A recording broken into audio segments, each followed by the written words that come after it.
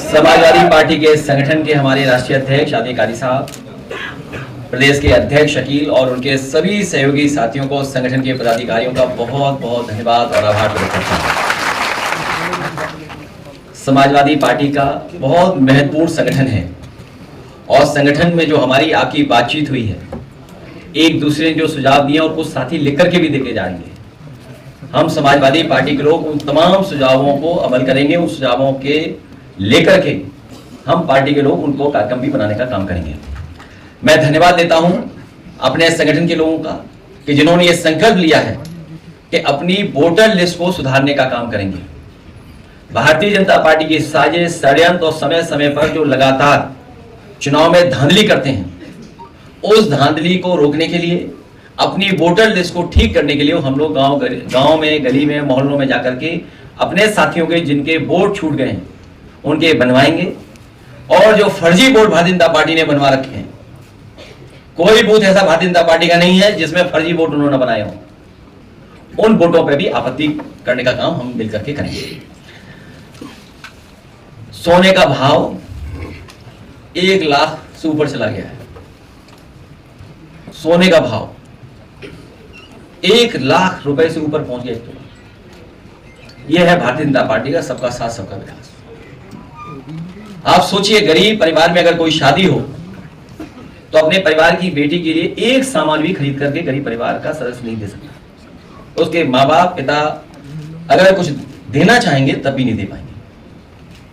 और लगातार ये सरकार कह रही है कि हम विकसित भारत बनाएंगे। इनके विकसित भारत का सपना क्या है? आखिरकार विकसित भारत किसको बोलेंगे? क्या विकसित भारत यही है कि जहां पर गरीब अपनी बेटी की भी शादी नहीं कर पा रहा है, न करा पा रहा है? क्या विकसित भारत में यही महंगाई होगी, मुनाफा इतना ही लोग कमाएंगे? विकसित भारत में यही इतना ही भ्रष्टाचार होगा? आखिरकार भारतीय जनता पार्टी का विकसित भारत का सपना क्या है? यही सपना है क्या उनका? और फिर हम धन्यवाद देना चाहते हैं एक बहुत प्रतिष्ठित न्यूज चैनल का, जिन्होंने कम से कम सत्य को सामने लाने का प्रयास किया। जो लोग ये दावा करते थे कि कुंभ में 37 लोगों की जान गई, अब तो वो आंकड़े आ गए हैं 82 के। और सरकार अभी भी छिपा रही होगी, अभी भी सच्चाई नहीं सामने आई है। और सरकार क्या कर रही थी? मुआवजा न देना पड़े इसलिए आंकड़े छिपाना, और वो लोग कुछ दावा न करें, मुआवजे की मांग न करें, उसके लिए घर घर जाकर के पैसे दिए गए। आखिरकार ये पैसे किसने दिए थे जो दिए जा रहे थे?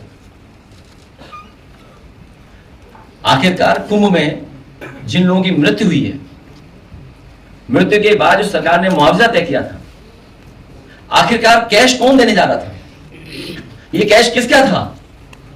और अगर वो नहीं दे पाए वहां पहुंच करके उस परिवार में, तो आखिरकार वो नकदी वापस किसको मिल गई? जो लोग सरकार आएगी तो एफआईआर नहीं, बिल्कुल नहीं एफआईआर करेंगे। बहुत हम लोग शरीफ लोग हैं, कुछ नहीं।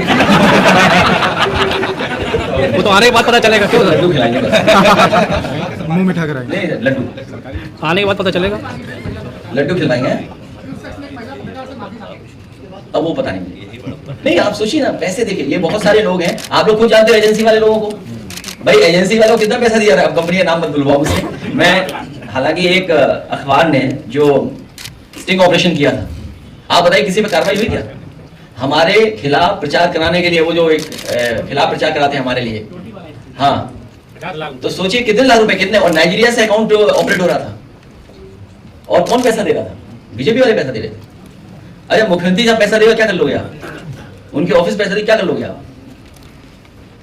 जो काम अगर उनकी देख रेख में हो तो क्या कोई कुछ कर लेगा? इसीलिए ये सब बैठे हुए सरकार हटाने के लिए। ऐसा हटेगी बीजेपी सर, पता नहीं लगे बीजेपी कहां चलेगी।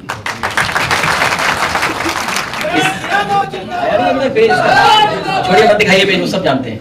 इधर प्रेस के लोगों का बहुत धन्यवाद। अखिलेश जी सवाल छूट गया। वो आजमगढ़ में रमाकांत यादव जी की संपत्ति को कुर्क किया गया है और पूरे पूर्वांचल में इस बात की चर्चा है कि लगातार जो सरकार है, जो प्रशासन है, वो पीडीए के विधायकों और सांसदों के ऊपर इस तरह कार्रवाई कर रही है। जाहिद बेग, इरफान सोलंकी, मोहम्मद आजम खान साहब, प्रजापति, रमाकांत यादव और कितने नाम बताऊंगे। देखिए क्या बनाया मेरा, बताइए आप बताइए आप। इस पे कोई एफआईआर नहीं होगी। इससे खराब तो नहीं लिखा होगा ना सर विकास? सेव तो आपने कर ही लिया है, क्या चीज? आगे के लिए सेव तो कर ही लिया इसे। नहीं ऐसा कुछ नहीं। सब हम भुलक्कड़ लोग हैं, सब भूल जाते हैं। एक नहीं, न जाने क्या क्या बनाता है, सोचिए आप। और ये बीजेपी वाले करवा रहे हैं, सोचिए आप चैनल वाले तो लाहौर तक जिता दिया था, क्या कराची जिता दिया था? खरीद ली थी, जमीन ले ली थी। ये चैनल वाले बैठे, तुमने कौन सा जिताया था बताना? इस्लामाबाद अरे ये कहाँ तक गए थे? जमीन खरीद ली थी। नहीं इनका चैनल कहाँ तक गया था? अरे इस्लामाबाद चला गया था इनका चैनल, बताइए। हद कर दिया आपने, कितना अपमान करवाया देश में। पता नहीं चाहिए, लेकिन हम बता रहे हैं क्या बताएं।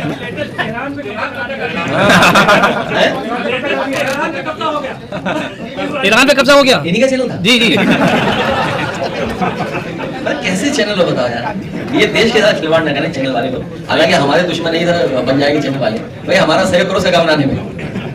सर उत्तर प्रदेश से जो मजदूर गए हैं इसराइल मजदूरी करने, सरकार ने भेजा है, उनकी सुरक्षा के लिए क्या कुछ मांग करेंगे? वॉर बंद होना चाहिए, ईरान में भी सर कश्मीरी वॉर बंद होना चाहिए। वॉर कहीं भी, हम वॉर के पक्ष में नहीं। जो प्रदेश के लोग हैं सर, उनकी सुरक्षा के लिए क्या? भारत सरकार से कहेंगे, और आपके माध्यम से मैं कहूँगा कि जो भारतीय लोग, हिंदुस्तानी लोग ईरान में हैं या और जगह हैं, उनको पूरा सुरक्षित वापस लाए भारत सरकार। अखिलेश जी, नाबालिग बच्चियों के साथ लगातार रेप की घटनाएं सामने आ रही हैं, जिसमें लखनऊ भी अभी मेट्रो के नीचे जो बच्ची के साथ रेप हुआ, कानपुर है और कौशाम्बी भी है, लखनऊ, हापुड़, बस्ती, तमाम ऐसी जगह हैं जहां नाबालिग बच्चियों के साथ रेप किया जा रहा है। मतलब इस पर क्या कहेंगे? हम सर पुलिस अपना काम नहीं कर रही है। जो पेट्रोलिंग और जो समय समय पे काम करना चाहिए वो नहीं काम कर रही। सरकार को जो जागरूकता है, समझदारी का काम करना है, सरकार नहीं काम कर रही। ठीक है सर।